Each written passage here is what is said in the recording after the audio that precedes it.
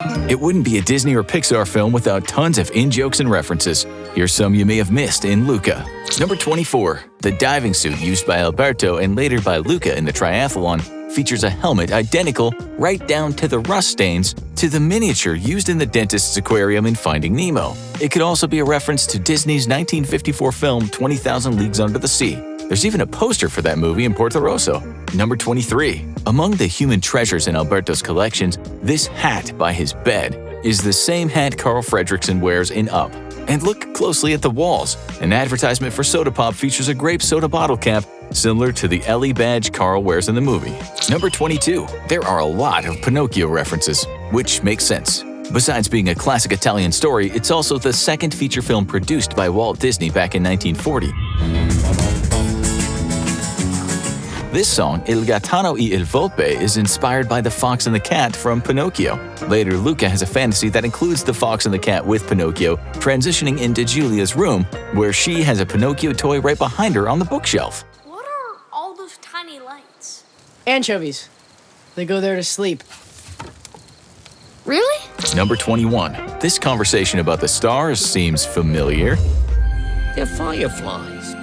Fireflies that got stuck up in that big bluish-black thing. Yep, even down to them just laying on their backs. It's a callback to The Lion King, and just like in The Lion King, the real explanation. See any fish? Then what are all those? Stars, like the sun. Giant raging balls of fire. I always thought they were balls of gas burning billions of miles away. Is quickly dismissed. They're fires, but like 1,000,000 times bigger. No, they're not. Pumbaa, with you, everything's gas. Number 20. Hidden Mickeys always pop up. Here you can see them in the clouds of Luca's fantasy. Director Enrico Casarosa says they're all by accident. Maybe the Disney animators just can't help it. Number 19.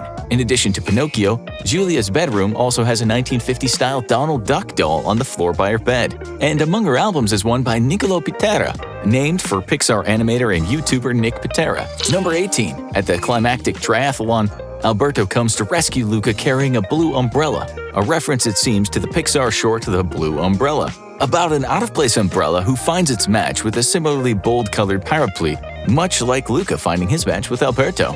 Number 17. Blink and you might miss it. On top of one of the roofs is the ball from Luxo Jr., the first short film made by Pixar. That ball usually appears in Toy Story films, though it's also cameoed in Monsters, Inc., Up, and a number of shorts. Number 16. Another reference easily missed. Around a rain-drenched corner, you can spot a Piaggio Ape with a rocket ship.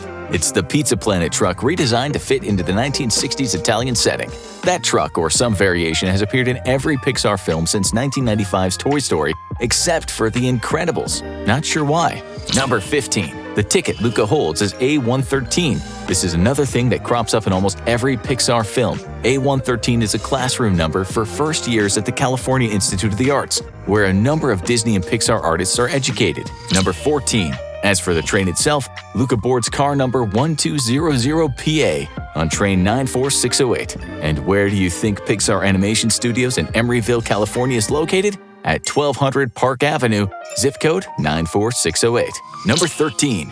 The movie is done, but there's still one last Pixar reference. In the credits, Luca gets to share a moment with a starry-eyed boy from La Luna, a 2011 Pixar short directed by Luca's director Enrico Casarosa. And yes, even the director admits he based the design of Massimo on his design for the dad in that short.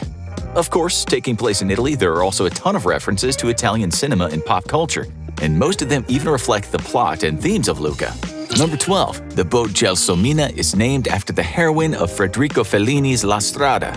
A poster for La Strada also appears a number of times throughout the movie. Number 11. The name of the town is Porto Rosso. The name is a play on another movie title, Hayao Miyazaki's Porco Rosso, which also takes place in an Italian port town. In fact, there's another reference. The Vespa shop advertises a motor oil called Fio, one of the characters in Porco Rosso.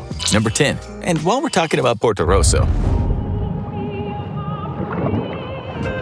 The opera aria O mio babino caro references a famous street in Florence where jewelers sell wedding rings. That street's name? Porta Rossa.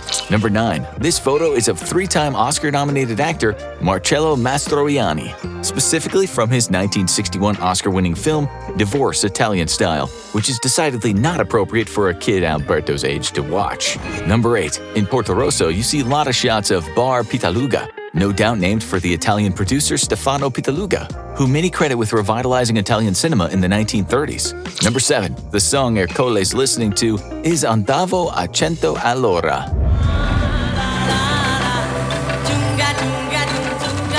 Originally written for a 1962 made-for-TV Italian movie called Italians on Vacation, appropriate considering Luca takes place during a summer vacation. Number 6. I am Ercole Visconti. The last name Visconti might refer to another Italian filmmaker, Luchino Visconti, whose films like The Damned, Death in Venice, and Rocco and His Brothers are known for their provocative themes and subtext. An interesting choice for the name of your villain. Number 5. A poster for Roman Holiday, the 1953 film starring Audrey Hepburn and Gregory Peck. It's famous for a sequence where the two take a Vespa through Rome, so you can see one connection between that movie and this one. But think about the plot too. Roman Holiday is about a princess who disguises herself so she can experience life as a normal human. Number 4. Machiavelli? Psst, don't you? Machiavelli, the cat, is named no doubt for Niccolò Machiavelli, the Italian diplomat and political philosopher whose book The Prince advocated for deception, corruption, and violence in the pursuit of power. Sounds like someone at Pixar is not a cat person.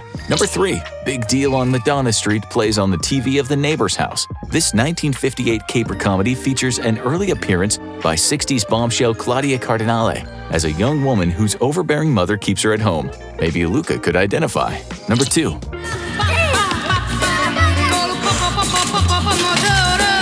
The song Viva la Popa col Comodoro was written by 2 titans of cinema, lyrics by Lena Wertmüller, the first woman ever nominated for the Academy Award for Best Director, and music by Nino Rota, best known for composing the original score to The Godfather. Number 1. The final shot of Luca and Alberto waving goodbye. It's directly lifted from the end of Federico Fellini's I Vitelloni, making it the second Fellini film referenced in the movie.